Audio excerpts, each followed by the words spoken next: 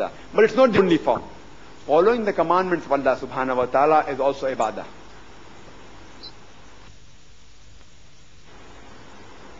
For example, abstaining from food which Allah subhanahu wa ta'ala has prohibited you from having, you are doing ibadah. For example, Quran says in Surah Ma'idah chapter 5 verse 90 that Ya ayyuhalladhina amanu, O you who believe, innamal khamru wal maisuru, most certainly intoxicants and gambling, wal anzab wal azlamu, dedication of stones, divination of arrows, rishthum min amali shaitan, these are Satan's handiwork. Fashtaqullaha lakum tuflihun. Abstain from this handiwork that you may prosper. So if you abstain from having intoxicants, from gambling, from idol worship, from fortune telling, you are doing ibadah. Even the Bible, if you read, it's mentioned in the book of Proverbs, chapter number 20, verse number 1, says, wine is a mocker. In Ephesians, chapter number 5, verse number 18, be not drunk with wine. So the Bible says that you should not have intoxicants. About the forbidden food, the Quran says, in no less 4 different places. In Surah Baqarah, chapter number 2, verse number 173, in Surah Ma'idah, chapter number 5, verse number 3, in Surah Anam, chapter number 6, verse number 145, in Surah Nahl, chapter 16, verse number 115, it says, Hurrimat alaykumul maitutu waddamu walahmul khinzir, wama uhilla li ghayrillah bi. Forbidden for you for food are dead meat, blood, the flesh of swine, and any food on which any name besides Allah has been invoked. These 4 foods have been prohibited in the glorious Quran. Dead meat, blood, the flesh of swine, and any food on which any name besides Allah has been invoked. If you read the Bible, a similar message is given. If you read the Bible, it's mentioned in the book of Leviticus, chapter number 17, verse number 15, and the book of Deuteronomy, chapter number 14, verse number 21, that you shall not have meat of the animal that dies of itself. You shall not have anything that dies of itself. That means dead meat is prohibited. And today science tells us that there are several diseases you can acquire by having dead meat. It can be either through eating, through contact, or through vectors. The diseases such as Pasteurella multisoda. You can have brucellosis.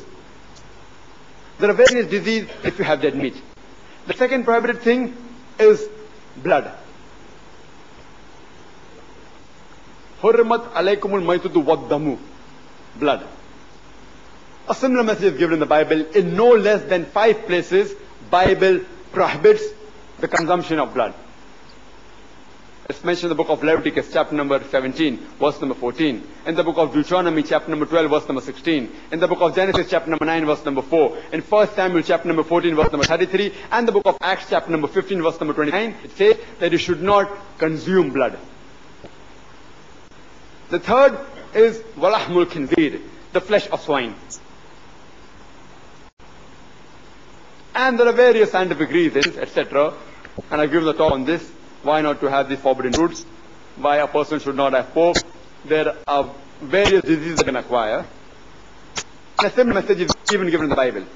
If you read the Bible in the book of Leviticus, chapter number 11, verse number 7 and 8, it says that the swine, though it divides the hoof and has cloven footed, yet it chews not the cud. Its flesh is unclean for you. Thou shalt not eat its flesh, nor touch its carcass. Similar message is given in the book of Deuteronomy, chapter number 14, verse number 8. The swine, though it divides the hoof, yet it chews not the cud. Thou shalt not eat its flesh, nor touch its carcass. The same message is given in the book of Isaiah, chapter number 65, verse number 2 to 4 and 5, that flesh of swine is prohibited for you to have. وَمَا أُهِلَّ لِغَيْرِ اللَّهِ بِهِ. Any food on which any name besides Allah has been invoked. Similar message is given in the book of Acts, chapter number 15, verse number 29, and Revelations, chapter number 2, verse number 14, that you shall not have food that has been given on altars or given to anyone besides Almighty God. So if you analyze, if you follow the commandments of Allah subhanahu wa ta'ala and abstain from having prohibited food, you are doing ibadah. If you love your neighbors, you are doing ibadah. As Jesus, peace be upon him, says, love your neighbors. And Quran says in Surah Ma'un, chapter 107, verse number 1 to 7, أَرَيْتَ الَّذِي يُكَذِّبُ بِالدِّينِ.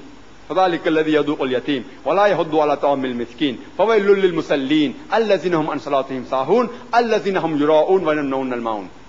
That seeth how not one who denies the judgment to come, who treats the orphan with harshness, and encourages not the feeding of the indigent. Woe to those who are neglectful of their prayers, and who only pray to be seen of men, and do not even provide neighborly needs. If you love your neighbors, if you provide neighborly needs, you are doing ibadah of Allah subhanahu wa ta'ala. If you are honest in your business, you are doing ibadah. If you abstain from backbiting, as the Quran says in Surah Hamzah chapter 104 verse number 1, وَيْلُلْ لِكُلِّ هُمَزَةٍ لُمَزَةٍ. Woe to every kind of scandal monger and backbiter. If you abstain from scandal mongering and backbiting, you are doing ibadah. Besides worshipping Allah subhanahu wa ta'ala, the Quran says you should respect and love your parents. If you love and respect your parents, you are doing ibadah. The Quran says in Surah Isra chapter 17 verse 23-24 that I have ordained for you that you worship none but me, that you be kind to your parents, and if any one of them or both of them reach old age, do not say a word of contempt, don't even say uff to them, but lower to them your wing of humility and address them with kindness, and pray to thy Lord that bless them as they cherished me in childhood. The Quran says when your parents reach old age, you can't even say uff to them. So if you love your parent, respect your parent, obedient to your parent, you are doing ibadah of Allah subhanahu wa ta'ala. If you marry, you are doing ibadah. The Prophet said that anyone who does not marry is not of me. If you love your wife, you are doing ibadah. The glorious Quran says in Surah Nisa chapter 4 verse number 19 that treat your wife on a footing of equity and kindness even if you dislike her. Even if you dislike your wife, the glorious Quran says you should treat her with equity and kindness. If you abstain from adultery, you are doing ibadah. The Quran says in Surah Isra chapter 17 verse 32 that come not close to adultery, for it's an evil opening other roads to evil. If you dress up modestly, you are doing ibadah. You are doing worship of Allah subhanahu wa ta'ala. Quran first speaks about the hijab for the man. It says in Surah Nur chapter 24 verse number 30 that say to the believing man that he should lower his gaze and guard his modesty. Whenever a man looks at a woman, any unashamed thought, any brazen thought comes in his mind, he should lower his gaze. That's the hijab for the man. A similar message is given by Jesus, peace be upon him, in the Gospel of Matthew, chapter number 5, verse number 27 and 28. Jesus, peace be upon him, said that it has been said of the old times that thou shalt not commit adultery. But I say unto you that whosoever looketh upon a woman to lust after her has already committed adultery in his heart. Whosoever looketh upon a woman to lust after her has already committed adultery in the heart. So Jesus, peace be upon him, also prescribed that you should not look at a woman and lust after her. The next verse of Surah Nur, chapter 24, verse number 31, describes the hijab for the woman. That say to the believing woman that she should lower her gaze and guard her modesty, and display not her beauty except what appears ordinarily of, and to draw her veil over the bosom, except in front of her husband, her father, her son, and a list of mahram, the clothes relatives which she can't marry is given. And the criteria for hijab is basically 6, which is mentioned in the Sahih Hadith and the Quran. The first is the extent, which differs between the man and the woman. For the man, it's from the navel to the knee. For the woman, the complete body should be covered. The only part that can be seen are the face and the hands up to the wrist. If they wish, they can even cover this. The second is, the clothes that they wear should not be tight-fitting where it reveals the figure. Third, it should not be transparent so that you can see through. Fourth, it should not be so glamorous that it attracts the opposite sex. Fifth, it should not resemble that of the unbeliever. And last, it should not resemble that of the opposite sex. And the similar message is given in the Bible. If you read the book of Deuteronomy, chapter number 22, verse number 5 says, the woman shall not wear clothes that which pertaineth to a man, and a man should not wear clothes that which pertaineth to a woman. Same as the criteria of hijab. You should not wear clothes that of the opposite sex. Bible says the same. But if you go to the Western countries, the men, they wear earrings. If you have one earring, it has certain indication, you know. One earring. That's not allowed in Islam. It's even against the Bible. Why do they do it? I don't know. So if you analyze, it's also mentioned in the 1 Timothy, chapter number 2, verse number 19, that the women, they should dress up modestly, with sobriety and shamefacedness. They should not wear costly array and have braided hair of gold. Neither should they wear pearls and gold. They should be simple. And further it says in the 1 Corinthians chapter number 11, verse number 5 to 6, it says that a woman that uncovereth her head, she dishonors the head. The woman that is not covered, her head is not covered, she dishonors her head. And verse number 6 says, the woman that does not cover her head, you should shave off her head. The Bible says that, 1 Corinthians chapter number 11, verse number 5 to 6. The woman that does not cover her head, you should shave off the head. No, the Quran, the Sahih Hadith says that, but Bible says that. If a woman, she shows her hair, it's uncovered, you should shave off the head. So, if Christian is a person who follows the teachings of Jesus, peace be upon him, then we Muslims are more Christian than the Christians themselves. If you analyze that we Muslims, it's a sunnah that we are circumcised. The same message given in the Bible. If you read the Bible, it's mentioned in the Bible, in the Gospel of John, chapter number 7, verse number 22, that Moses gave you the covenant of circumcision. In Acts, chapter number 7, verse number 8, that circumcision has been given as a covenant to you. As mentioned in the Gospel of Luke, chapter number 2, verse number 21, that Jesus, peace be upon him, was circumcised on the 8th day. Jesus Christ, peace be upon him, was circumcised on the 8th day. So if you analyze, following the commandments of Allah subhanahu wa ta'ala, you are doing ibadah. You are doing worship of Allah subhanahu wa ta'ala. As I mentioned, Islam means submitting your will to Allah subhanahu wa ta'ala. And anyone who submits his will to Allah subhanahu wa ta'ala, he is called as a Muslim. And the Quran says in Surah Al-Imran chapter 3 verse number 52 that Jesus Christ, peace be upon him, he was a Muslim. A similar message given in the Bible, in the Gospel of John, chapter number 5, verse number 30. Jesus, peace be upon him, said, not my will, but the will of my Father. I can of my own self do nothing. As I hear, I judge, and my judgment is just. For I seek not my will, but the will of my Father. Not my will, Almighty God's will. If you translate into Arabic, it means Islam. And a person who follows Islam, he's called as a Muslim. So even according to the Bible, Jesus, peace be upon him, was a Muslim. I would like to end my talk by giving the quotation of the glorious Quran from Surah Nahl, chapter 16, verse 125, which says, "Udu ila sabili rabbika bil hikmah wal mawzit al hasna wajadilhum billati ahsan." That is, invite all to the way of thy Lord with wisdom and beautiful preaching, and argue with them and reason with them in the ways that are best and most gracious. Wa akhiru da'wana alhamdulillahi rabbil alameen. We will now inshallah begin the question and answer session where members of the audience may pose questions to Dr. Zakir Naik on the topic similarities between Islam and Christianity. We have provided for you 2 mics which we hold over here. There is one to the back, the ladies section, where the ladies who wish to ask questions may use for that mic, and right in front over here we have the mic for the gents. So those of you brothers who wish to ask questions, kindly come over here so that we can begin with the question and answer session. Only one question per person will be permitted. Next one, the question that you ask is relevant to the topic of the discussion, similarities between Islam and Christianity. If you have a second question that you wish to ask, please go back to the end of the queue and then you may ask your second question. May we have the audience members coming out here to ask questions? And while we have people coming over here, may I request the Muslim brothers that if there are Christian brothers who are keen asking questions pertaining to Islam and Christianity, Dr. Zakir Naik, they should be first given a preference so that the Christian brothers they may get the answers first.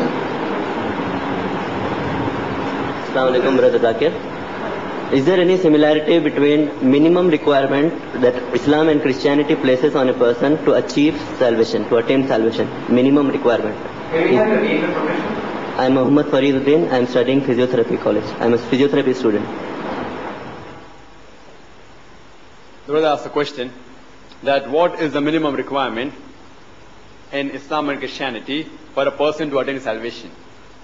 If you read the Quran gives the answer that for any human being to enter Jannah is given in Surah Al-Asr, chapter 103, verse number 1 to 3, which says, Wal Asr, Inna al-insana fi khusr, illa alladhina amanu, wa amilu salihati, wa tawasaw bil haqq, wa tawasaw bis sabr.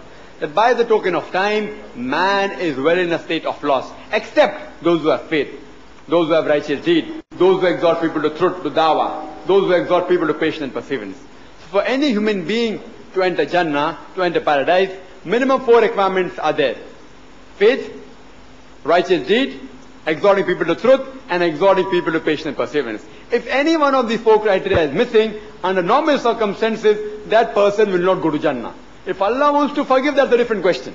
Under normal circumstances, all 4 are required for a person to go to Jannah. These are minimum 4 requirements. And the sin which Allah will never forgive, as I mentioned in my talk, Surah Nisa chapter 4 verse 48 and Surah Nisa chapter 4 verse 116 is shirk. Regarding Christianity, what the church teaches, I'll first talk about the church, then I'll talk about the Bible. What the church teaches is that if you believe that Jesus, peace be upon him, he died for your sins. If he died for your sins, if you believe that, then you attain salvation. If you believe that Jesus, peace be upon him, was sacrificed and he died on the cross for your sin, you attain salvation. You can even prove from the Bible that Jesus Christ, peace be upon him, he was not crucified. You can give a talk on that. And there are cassettes available, you can refer to my cassettes. Talks on how to prove that Jesus, peace be upon him, was not crucified, not from the Quran, from the Bible. Quran says that we believe. Even the Bible, if you read it correctly, doesn't agree that Jesus, peace be upon him, was crucified. But the church teaches that if you agree Jesus Christ, peace be upon him, he died for your sins, you shall attain salvation. But if you read what Jesus, peace be upon him, said, he said exactly the opposite.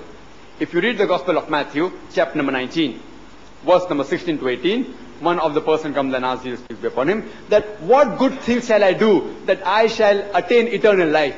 Eternal life means going to paradise. One of the person asked Jesus Christ, peace be upon him, O good master, what shall I do that I shall attain eternal life? So Jesus, peace be upon him, says that why thou callest me good? There's only one good, that is the Father in heaven. Why thou callest me good? There's only one good, Father in heaven. And if you want to enter eternal life, keep the commandments. He didn't say that if you want to eternal life, believe that I am God.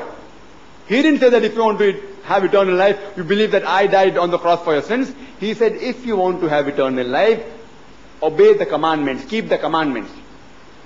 That means if you want to enter paradise according to the Bible, you have to keep the commandments, all that I said. Not to have pork, not to have alcohol, not to gamble, you should offer salah, you should do sujood, all the talk that I gave.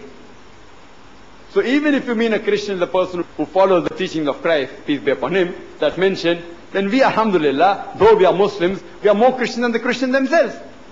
Because Jesus, peace be upon him, himself was a Muslim. Hope that answers the question. Thank you. May we have the next question from the ladies section?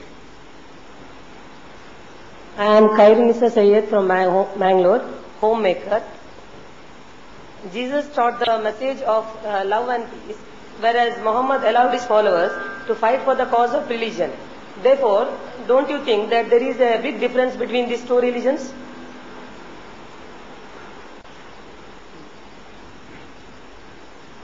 The sister has asked a question that Jesus, peace be upon him, taught that you should love the people, etc., spread peace, and Muhammad sallallahu alaihi wasallam even taught that where required you should fight, etc. Isn't there a difference between the religion? Sister, if you know, it's mentioned in the Gospel of Matthew, chapter number 5. It says that Jesus, peace be upon him, said, it has been said of the old times, an eye for an eye and a tooth for a tooth.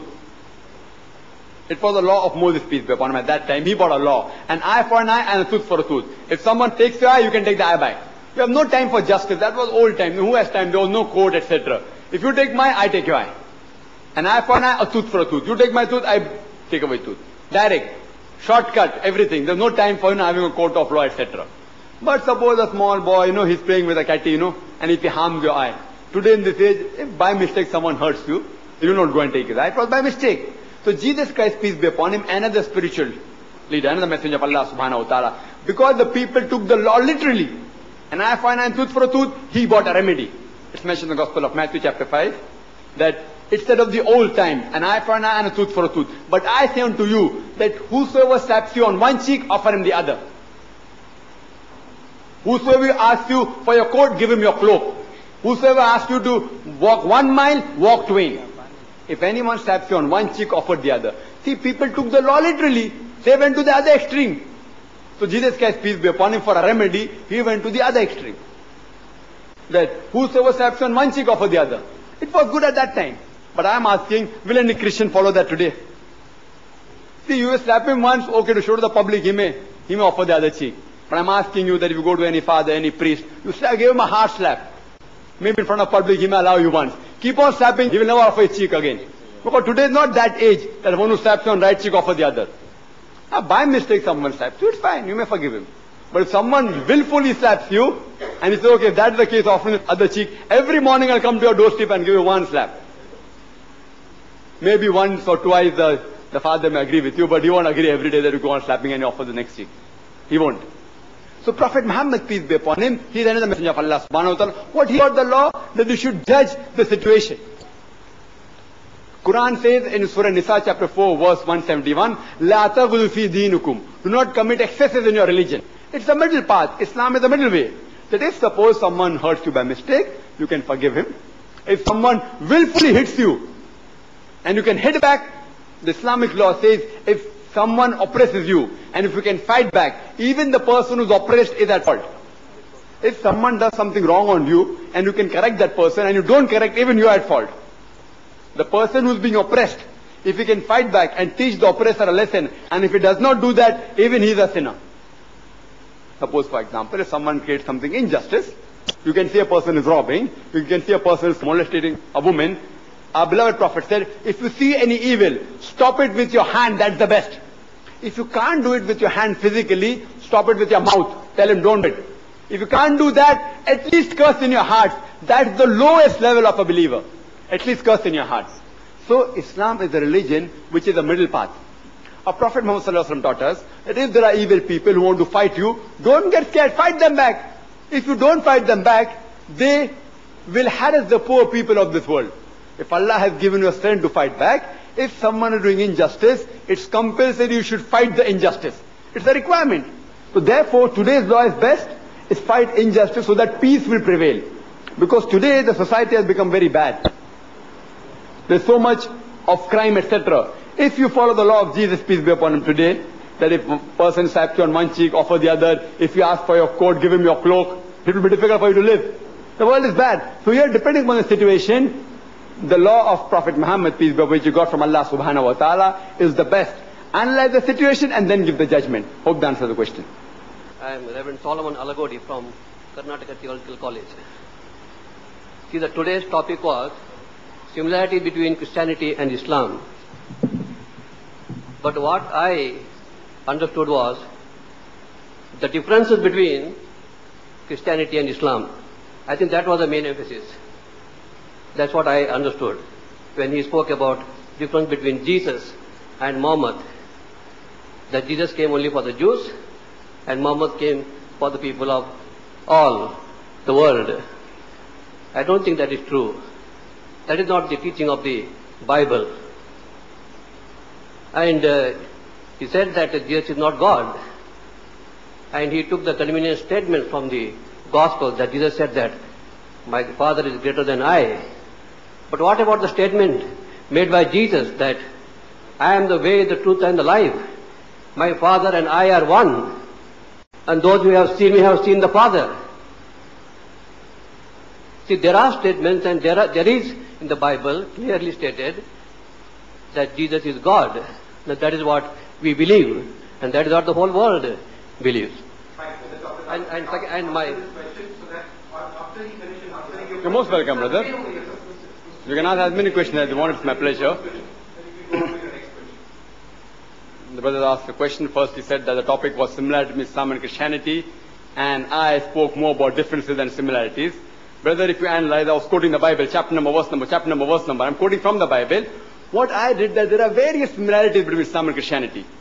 But I laid emphasis on those similarities which are mentioned in the Bible and Quran, which the Christians don't follow. I was not speaking about whether the followers of Christian, whether those people who claim to be Christian, whether they're following a Bible or not.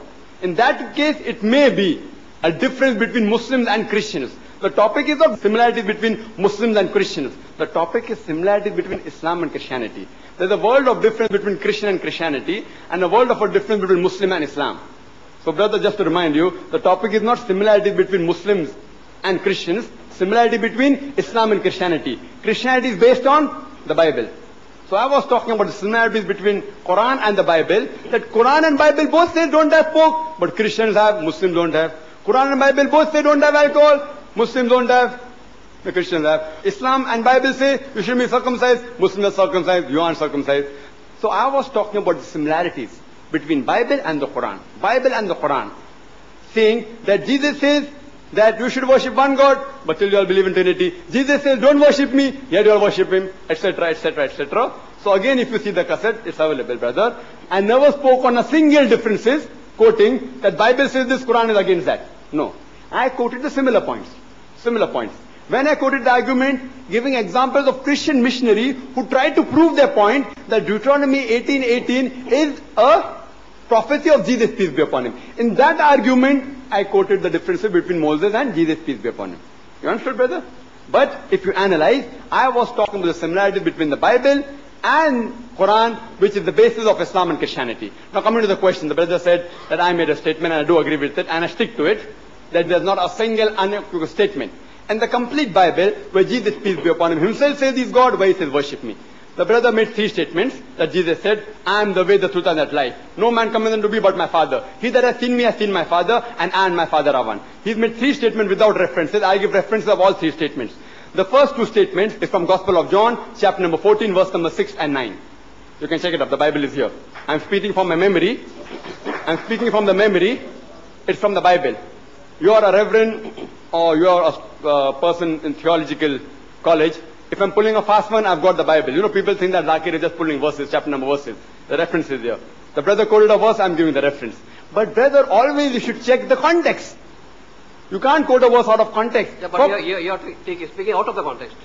I will give you the context. You give the quotation, I will give you the context, brother. From my memory, you can check it up if I'm telling a wrong thing. For context, go to verse number 1. Gospel of John, chapter number 14, verse number 1 onwards to 10, you'll get the context. Jesus, peace be upon him, says, in my Father's house there are various mansions. Many mansions are there. If it were not so, I would not have told you. I am going there to prepare a place for you. And you know where I goeth. So Thomas says that we don't know where thou goeth. We don't know the way where thou goeth. So he says, I am the way, the truth, and that life. No man cometh to my Father but by me. And I agree with that statement. Jesus Christ, peace be upon him, was the way, the life, and the truth. No man came unto God Almighty but by Jesus, peace be upon him, during his time. Every messenger during his time was the way and the truth to Almighty God. At the time of Moses, peace be upon him, was the way, the truth, and that life.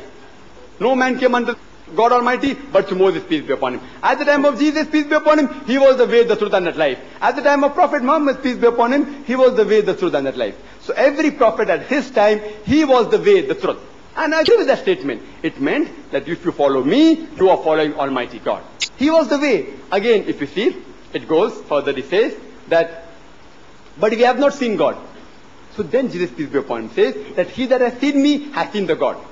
Means he that has seen me, means you follow my commandments, you are following the commandments of Almighty God.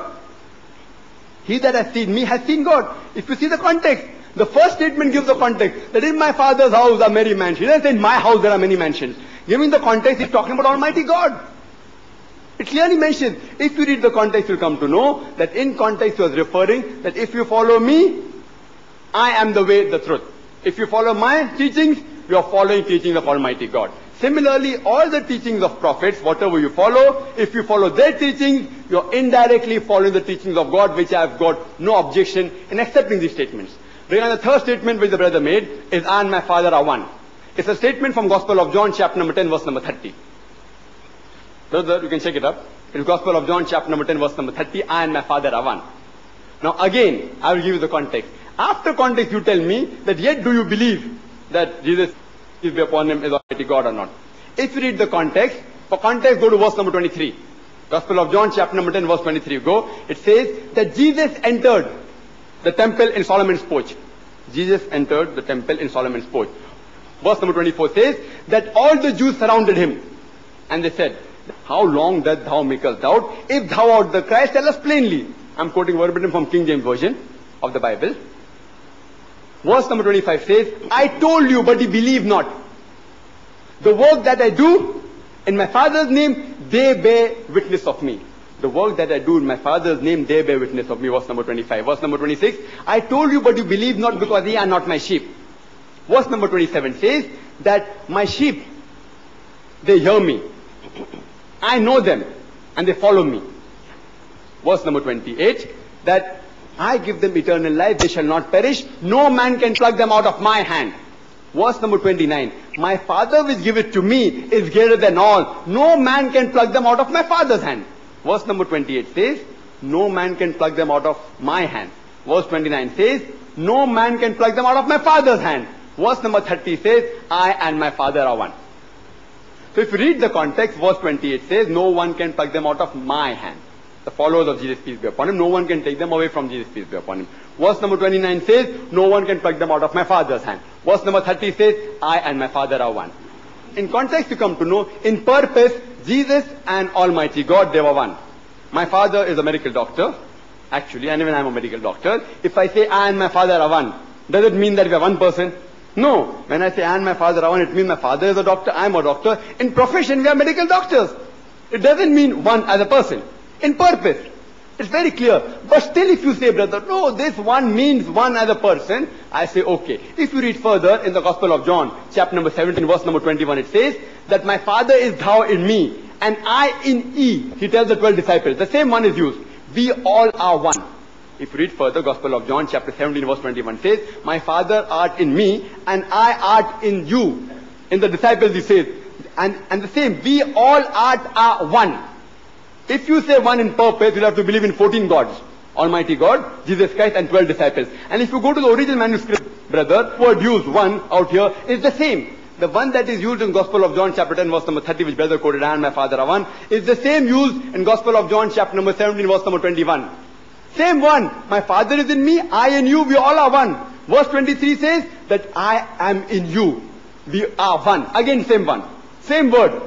In context means Almighty God and Jesus Christ and the apostles, they taught the same truth, the same message. In giving the message, they were one. But if you say no, they were actually one, then you should change Trinity into another concept, meaning 14 gods. God Almighty, Jesus Christ, and the 12 disciples. See, you read the context, you get. But even if you don't agree with the context, if you don't agree that in context it doesn't mean one in purpose, then you also have to agree that the 12 disciples were also God. Then further you read, verse number 31. Gospel of John, chapter 10, verse 31. After Jesus says, I and my Father are one, the Jews picked up stones to stone him. You know, they knew. The Jews wanted to kill him because good riddance. See, the Christians say he claimed divinity because for redemption. Christians said he claimed divinity for redemption. Jews said he claimed divinity for good riddance.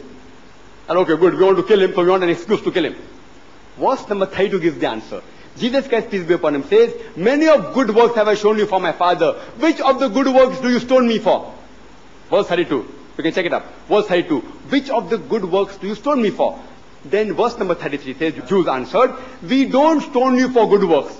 We stone you because ye being a man, you blaspheme it. You claim divinity. So Jesus Christ, peace be upon him, verse number 34-35 says, or Gospel of John, chapter number 10, says that, is it not mentioned in your scriptures that ye are gods? And to a person who the word of God has come, if you call that person God, the scripture is not broken. To a person to whom the word of God has come, if you call him God, the scripture is not broken. And if you have cross-reference of Psalms, chapter 82, verse number 6, it says there that ye are gods. So if you read the context, brother, Jesus, peace be upon him, never claimed divinity. What he said in purpose, Almighty God and himself in giving the message, they were the same. Hope that answers the question. Yes, brother, if you have any point to give forth, you can give that. No, I think you are using the Bible according to your convenience. Because if I'm wrong, if I'm wrong, you're most welcome to correct me. Somebody asked about that question of salvation, and you gave that instant that that young brother. Brother, we'll come to that first. Let's talk about divinity. We'll come to salvation after I'm here. I will not go away. Because that was related to that. Yes, we'll come to that also, brother. We'll come to Matthew chapter 19 afterwards. First, do you agree that Jesus, peace be upon him, did not claim divinity? If you say he claimed divinity, you have to believe in 14 gods. You say, I understand Bible wrong, I am open for correction.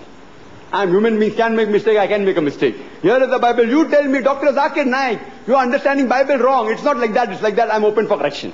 But only by saying I'm wrong, laying an allegation, Islam believes it should always be given with proof. I told you are wrong, giving proof, quoting chapter number, verse number, giving the context. You have to prove me wrong. Brother, your context was wrong because of X, Y, Z reasons. Here's the Bible, brother. You can read from the Bible and prove me wrong. I'm ready. I'm open for correction.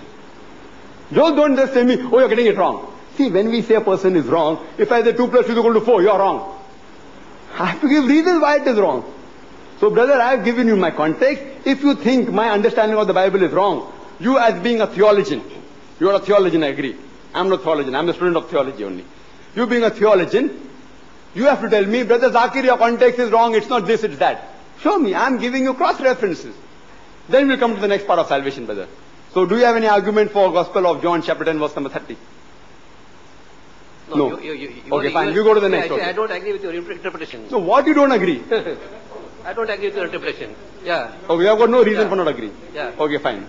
Yeah. Next question, brother. See, the next question was that person into the mic, brother. That person who went to Jesus and asked about eternal life, Jesus said, "You keep the commandments." Did not? Yes. That's where you stopped. But that story did not stop there. Yes, I'll continue if you want. And immediately that man said, I have been keeping the law, I have been keeping the commandments all this my life. That's right. And Jesus said, then you sell all that you have, and then you come and follow me. What does that mean? If you want to have eternal life, you sell all that you have and you follow me. That's right, I agree with that. The brother that is where it ends. But you stop halfway to prove your point. That's not right. The brother has given the context, and I know the context also. I'll give you by verse number. Matthew chapter number 19, verse number 16, which I quoted, says the man comes to Jesus, peace be upon him. He says that, "O good master, what good thing shall I do that I shall receive eternal life?" Next verse, verse number 17, Jesus says that, "Why thou callest me good? For there's only one good, that is the Father in heaven. If you want to enter eternal life, keep the commandments." I stopped there. It was sufficient. Not that if you read the context, the meaning changes. The meaning doesn't change, the meaning remains the same. If the meaning remains the same, the context need not be, I'll tell you, the context need not be given. Verse number 18, 19, 20 reads that the man said, "I have kept the commandments." So now he wants to maybe, after Jannah, how you have Jannat Firdaus. So he says, now what to do? I have to do more of that. I have kept the commandment. So Jesus said that sell your clothes, sell your belongings, sell your wealth. It's mentioned in the Bible. Sell your wealth, everything. You lack one thing there. And that one thing is that you must give all that you have, give to the poor, and then you follow me. I'm quoting from the Bible. It says, you give up your belongings and wealth and follow me. So then he thought it will be too difficult for him. Follow me, man, what? Even Prophet said, follow me. Quran says, Atiullah, Atiur Rasul. Obey Allah and obey the messenger. Does it mean that Prophet Muhammad is claiming divinity? No. Every person should follow his messenger. That doesn't mean he claimed divinity. Moses said, follow me. Prophet Muhammad said, follow me. Peace be upon them all. Allah says, follow the Prophet. Atiullah, Atiur Rasul. Obey Allah and obey the messenger. Several places in the glorious Quran. So if you are following the Prophet, that doesn't mean he's claiming divinity. It means you have to follow the message which he got from Almighty God. He didn't say, worship me. He said, follow me. He didn't say, believe that I was crucified on the cross. He said, follow me. Means follow the commandments. Same. Obey the commandments and follow me is one and the same. There's no difference. So if you read the context, you'll come to know that Jesus, peace be upon him, said, you follow me, what teaching that I bring from Almighty God, and you shall enter paradise. It is not that you have to believe me, I am God, and you'll enter paradise. Hope that answers the question. Okay, thank you. Any other Muslim brothers or Christian sisters who will be interested in asking questions? We'd like to give preference to those members of the audience who are Christians. I believe there's a question from the ladies section. If you have a question, please. I'm Shiji Thomas, working for an airline. Can you explain the concept of Shiji Thomas? Shiji Thomas. Yeah. Can you explain the concept of original sin?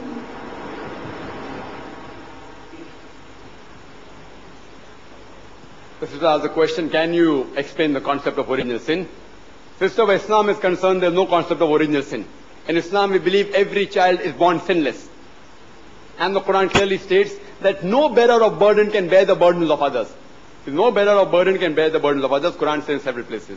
Regarding the concept of original sin, taught by the church, I can tell you that. Taught by the church.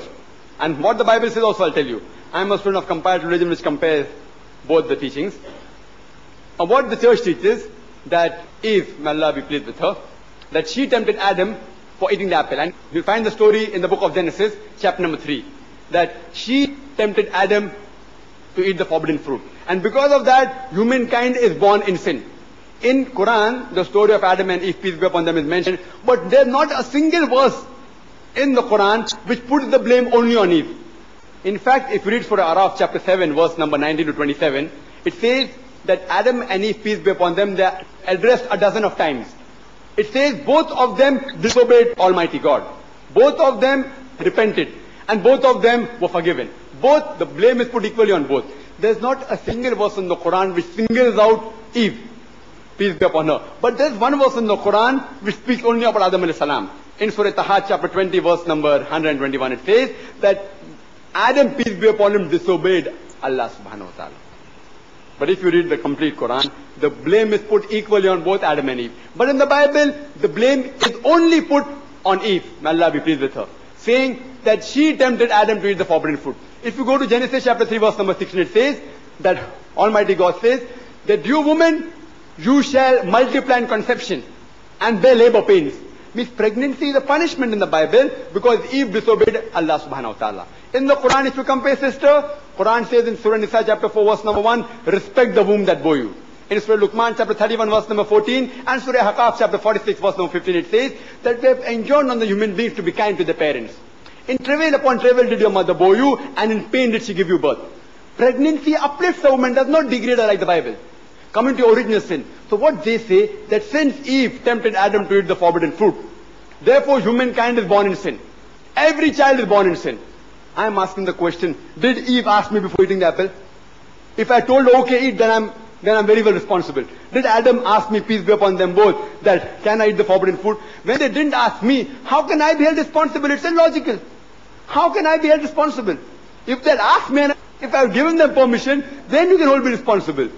So surely you cannot hold me responsible. But the Christian church teaches that because she disobeyed God and Adam and Eve disobeyed God, mainly due to Eve, whole humankind is born in sin. And because of that, what they say, that God Almighty, He gave His begotten Son as a sacrifice. And they quote Gospel of John, chapter number 3, verse number 16. For God so loved the world, that He gave His only begotten Son. Whosoever believeth in Him shall not die, but have everlasting life. Again, this is a commentary I can give, if you want to know, of this verse. This begotten is not then the original manuscript according to 32 scholars of the highest eminent Christian scholars. They say the word begotten is not there in the original manuscript. So if you analyze what the church teaches, that every human being is born in sin, and they quote, the soul that sinneth shall die. And it's a quotation of the Bible, I do agree with it. It is Ezekiel chapter 18, verse number 20. The soul that sinneth shall die. They end the verse where the verse doesn't end. If you read the Bible, sister, the soul that sinneth shall die is mentioned there in the Bible in Ezekiel chapter 18, verse 20. But it continues and says, the soul that sinneth shall die. The righteousness of the righteous shall be upon him. The wickedness of the wicked shall be upon him. The father shall not bear the iniquity of the son, neither the son shall bear the iniquity of the father. The Bible says, the soul that sinneth shall die. The father shall not bear the iniquity of the son, neither the son shall bear the iniquity of the father. The righteousness of the righteous shall be upon him, the wickedness of the wicked shall be upon him. But if the wicked turns and returns to the true path, he shall not die. That is what the complete verse says. So even according to the Bible, sister, sin is not inherited. What the church teaches sin is inherited is against the teaching of the Bible. So if you want to know what Christianity teaches, you have to go according to the Bible. Just because the Muslim says something that women are bad and should ill-treat the woman, that doesn't mean Islam ill-treats the woman. To know how Islam treats the woman, refer to the Quran and the Sahih Hadith. So therefore, sister, even if you read the Bible, there is no concept of original sin. Because the Bible clearly says, the son shall not bear the iniquity of the father, neither the father shall bear the iniquity of the son. Iniquity means sins. If the son cannot bear the sins of the father, how can we be born in sin, sister? In Islam, every child is born as a masoom, as sinless. Irrespective whether he is born in a Christian family, a Hindu family or a Muslim family, he is born as a Muslim. Our beloved Prophet, every child is born in deen of it, in the innate religion. He is born not. Hope that answers the question, sister. I think we'll be able to take just about a question or two because we have a little time of the day. If we have any Christian brothers or sisters who wish to ask questions, I would welcome their questions first before we move on.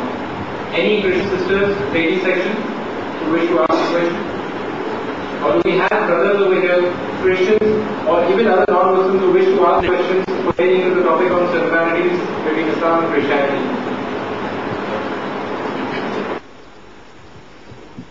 I'm not. Yeah, I'm Sadananda, again principal of the Theological College here. I very much appreciate your knowledge in both the scriptures, and I would request our Christians as well as Muslim brothers and sisters to go deeper, still deeper into the subject, not just quoting from the scriptures.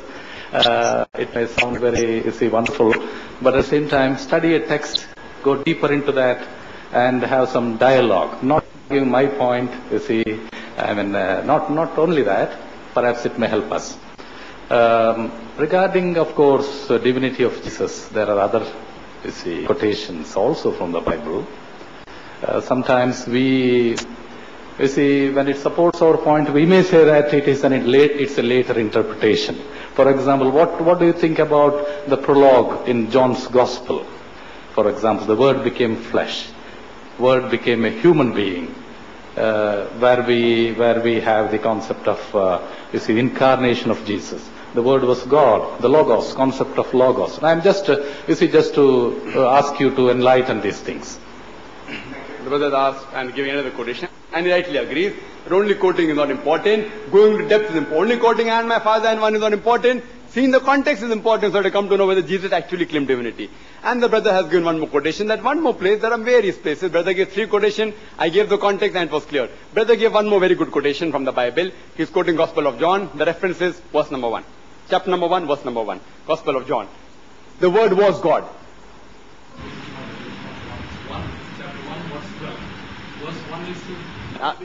That's right. So you said both things. In the beginning was the Word. Word was God. So you gave 2 quotations. Word became flesh and Word was God. Both you gave. So I'm going from verse number 1, then coming to verse number 12. But first come verse number 1, then come verse number 12. And I do agree that Gospel of John, chapter number 1, verse number 1, I'm quoting. In the beginning was the Word was with God. In the beginning was the Word was with God, and the Word was God. In the beginning was the Word was with God, and the Word was God. It's a very good quotation. If you read from the Bible, if you don't understand, you should go in depth, as the brothers, I do agree with you. The in depth, the original manuscript is which, brother? Greek, New Testament. Though Jesus Christ, peace be upon him, spoke Hebrew, but the original manuscript are in Greek, not written by Jesus, peace be upon himself. It's in Greek. If you go to the Greek, you'll understand. In the beginning was the Word was with God, and the Word was God. The first time the God appears, if you say that the Word was God, just as a layman, that Word was God, that means Word is God. So now wherever Word comes, you exchange it with God. In the beginning was Word becomes, in the beginning was God. Correct?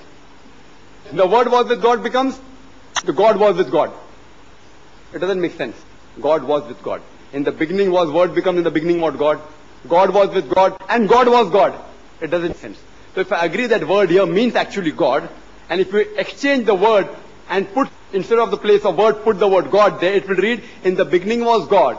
God was with God, and God was God. Does it make sense? No. So how you go, if it's difficult to understand, go in depth, as the brother said. If you read in the original Greek, the word used first time, in the beginning was Word, and the Word was with God. Word was with God. The first God used is Hotheos. Hotheos, meaning the God with capital G. Hotheos. The second time, and the Word was God, is Tontheos. Tontheos, if you ask any Greek scholar, Tontheos means a God with a small g. Small g, meaning a godly person. First is Hotheos, second is Tontheos. So if you read, in the beginning was the Word was with God Almighty, capital G. And the Word was God, small g. But if you read in the Bible, both the places there's capital G. Who's done the mistake? Not Almighty God, the translators. First word in Greek is Hotheos. Second word is Tontheos. So why the capital G on both the places? Who are you trying to deceive? I'm sorry to use these words, but this is, if you go to the original manuscript, brother, the first word is Hotheos, second word is Tontheos. So it says, in the beginning was the Word was with God, Almighty God. And the Word was God, means a messenger. We agree. Quran says that Jesus was the Word from Allah subhanahu wa ta'ala, was a messenger from Allah subhanahu wa ta'ala. Every messenger was a word from God. We have got no objection at all. So if you analyze, I've got no objection. Jesus was a God with a small g. And further, if you read in the Old Testament, it says, if you read, that Moses was sent as a God to the Pharaoh. God, do you mean that he was claiming divinity? He was sent as a God and as a messenger. But the original manuscript out there, what they translate is correctly as a God. So if you read the context, you'll understand, brother, that that verse, if I agree it's correct, it says that Jesus, peace be upon him, was a God, which is also mentioned in the Quran. That Jesus, peace be upon him, was a God. And word became flesh? Yes, the messenger came out here as flesh, which the messenger in flesh and blood. And Jesus, peace be upon him, says very clearly. If you go in the Gospel of Luke, when he goes to the upper room, and he goes to the upper room, chapter 24, verse number 36, where he says, Shalom Alaikum, peace be on you, in Hebrew, Shalom Alaikum. There he says, and the people were shocked, that they thought that Jesus Christ was crucified. And they believed not for joy. He said that, handle me and see. Handle my hand and feet and see, for a spirit has no flesh and bones like I have. That means he had flesh, I agree. Handle my hand and feet and check, a spirit has no flesh and bone, indicating that he was not a spirit. He was flesh. He was not crucified, he was alive. And he said, do you have anything to eat? And they gave him honeycomb and he ate. To prove what? That he was not God. He was not crucified, he is yet alive. So I agree with you, brother, if you read the context, and if there is a confusion, difference of opinion, go to the original text. And the original text will come to know what is the truth. I hope that answers the question, brother. I don't think that answered my question, because at the same context, the Thomas says, whom you quote, you see, I mean, my Lord and my God. You see, I mean, we can go on discussing about these things. I have studied both Hebrew and Greek in depth. I'm asking from that context also. I mean, I'm just giving you. Brother has given another quotation. See, brother, you can give 100 quotations. What my point is, the first quotation you gave, do you agree it is right or wrong? See, brother gives 3 quotations, I give answers to all 3. You give 2 quotations, I give the reply. Are you satisfied? You know Greek, brother. Do you agree that the first time the word God is used is hotheos? Do you agree? If you know Greek. What is the meaning of hotheos in Greek? See, people don't know Greek. Hotheos means? I'm right now, okay. So at least let the people know that Brother Zakir is not pulling a fast one. Agree, then go to next quotation. See, there are thousands of verses in the Bible. We can discuss each and every. But before going to the new one, at least agree what Brother Zakir said in the first verse, whether you agree or not. If you don't agree, I don't agree with Brother Zakir, but hotheos does not mean God. He's telling wrong. I know Greek. Tell me and I'll change my statement. Just by going to a new quotation, I will give the explanation for that also, brother. But first, before going to a new quotation, as you said, let there be a dialogue. We have not come here to fight. If I'm wrong, I'll change. We have not come here to discuss. Quran says, Ta'ala ila kalmatin sawa'in bainana bainakum. That come to common terms as us and you. If I am wrong, I will change. If you are wrong, you should change. We should come on a common platform, as the Qari recited in the beginning of the talk, in Surah Ma'idah chapter 5 verse number 82, that the strongest enemy to the Muslims, to the believers, are those who are pagans, idol worshippers and Jews. But the nearest are those people who say we are Christians. We love you, brothers. But if there's a difference of opinion, you come and you discuss the problem. Brother made another statement, another quotation. The first 2 I gave the clarification, and I do agree. Thomas said, my God. My God, it is, and I do agree. If you, my God, my Lord, if you read the statement, like for example, if the person comes and tells me, like, Brother Zakir, he gave, you are late, you have to end the program. Oh my God! It's 12 o'clock. Does it mean I'm calling him God? If you read the context, it's important. Read the context. Because again, Jesus Christ said, don't call me good. He said, don't call me good. Where the question of calling me God comes? So if someone calls him, my God, he didn't agree. He didn't say, okay, yes, I'm God. If I tell him, my God, it is late, that doesn't mean I'm calling him God. He understands that I'm praising, oh my God, it's so late. So when it says, my God, it's not referring Jesus Christ, peace be upon him, you are my God. He didn't say that. And when I made the statement, Jesus himself did not make any unequivocal statement. This is a statement of Thomas. Yet it doesn't fulfill the criteria challenge which I put forward. My challenge was, there's not a single unequivocal statement in the complete Bible where Jesus, peace be upon him, himself says that he's God, or where he says worship me. The brother 3 statements he gives, all were of Jesus. And my Father are one who is of Jesus. He that has seen me has seen my Father. No man cometh to my Father but by me. It's from Jesus, Jesus, Jesus, peace be upon him. But your statement is of Thomas. Yet I gave you the context, which is not of Jesus, peace be upon him. It is just an exclamation. Hope that answers the question. Any Christians would like to ask questions again? Karthik, and I think we can take just about one more question from a Christian, and then we have to wind up. I apologize, but we have other programs throughout the day. Can you have your question, sister? I'm Sonia, student of St. Aloysius. You said Jesus had come only for Israel and Muhammad for entire mankind. we Christians and Muslims also believe in second coming of Jesus. In that case, how can you claim that Muhammad is the last prophet? The sister asked the question that I said that Jesus, peace be upon him, was only meant for that time, Prophet Muhammad, whole of humanity. Then how come he will come again? If he comes again, Muhammad sallallahu alaihi wasallam is not the last prophet. I do agree with her. That Jesus Christ, peace be upon him, is going to come in the second coming. There are no less than 70 hadith, sister.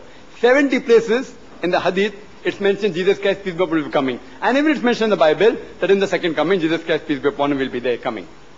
But the Quran also says in Surah Azab, chapter 33, verse 40, مَا كَانَ مُحَمَّدٌ أَبَا أَحَدٍ مِّن رِجَالِكُمْ وَلَٰكِن رَسُولَ اللَّهِ وَخَاتَمَ النَّبِيِّينَ.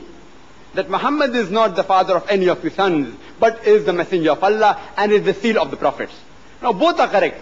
How can both be correct? Because Jesus, peace be upon him, he'll be coming again. Why is he going to come again? He's the only prophet which has been raised up alive. There's no other prophet of Allah subhanahu wa ta'ala which has been raised up alive. Quran says in Surah Nisa chapter 4, verse number 158, that Jesus Christ, peace be upon him, raised up alive. Verse 157 says, وَمَا قَتَلُوا وَمَا صَلَبُوا وَلَكِنْ شُبِّهَ لَهُمْ. Neither did they kill him, neither did they crucify him. It was only made to appear so. And all those who differ, they are full of doubts. إِلَّا تِبَا zan, only conjectures to follow. وَمَا قَتَلُوا يَقِينًا, for a surety they killed him not. Verse number 158 says that Allah subhanahu wa ta'ala raised him up unto himself. We agree he was raised up alive. Even the Bible speaks about Jesus Christ, peace be upon him, being raised. Even the hadith says, even the Bible says. So he's going to come again. But what we believe, the reason that Allah subhanahu wa ta'ala raised him up alive, because he was the only prophet of Almighty God whose followers think that he claimed divinity. There's no other prophet, Adam, Noah, Moses, Abraham, Isaac, Ishaq, Solomon, may peace be upon them all. None of their followers ever claimed that he claimed divinity, the messenger. The only messengers whose followers yet till today claim that he claimed divinity was Prophet Jesus, peace be upon him. As the Quran says in Surah Ma'idah, chapter number 5, verse number 116, you'll say that, oh my Lord, oh my God, you be witness, I never told them to worship me. But I said, Abdullah, worship Allah, Rabbi wa Rabbukum, who's my Lord and your Lord. So Jesus Christ, peace be upon him, will be coming to testify to the followers, to his so-called followers, who alleged that he claimed divinity, that he never claimed divinity. And when he come, he will not come as a prophet. Prophetship has ended. He will come not to give any new teaching. Jesus Christ, peace be upon him, will not give us any new teaching. Because Quran says in Surah Ma'idah chapter 5 verse number 3, that on this day have I completed my favor unto you. Allah subhanahu wa ta'ala says, on this day have I completed my favor unto you, and I have chosen for you Islam. After this revelation, no other new teaching. No other new teaching. No other person will receive any revelation. So Jesus Christ, peace be upon him, in his second coming, will come as a follower of Prophet Muhammad, peace be upon him. As Prophet Muhammad, peace be upon him. Even before he was a Muslim, and even after he'll be a Muslim. He will not come to give us a new message. And the same message, if you read the Gospel says that people will come in the second coming. Oh Master, did we not do wonders and miracles in your name? In the second coming. You know the miracle, people do miracle. They say, Master, did we not do wonders and miracles in your name? So Jesus, peace be upon him, will say, I don't even know you, ye men of iniquity, depart from here. I'm not saying that.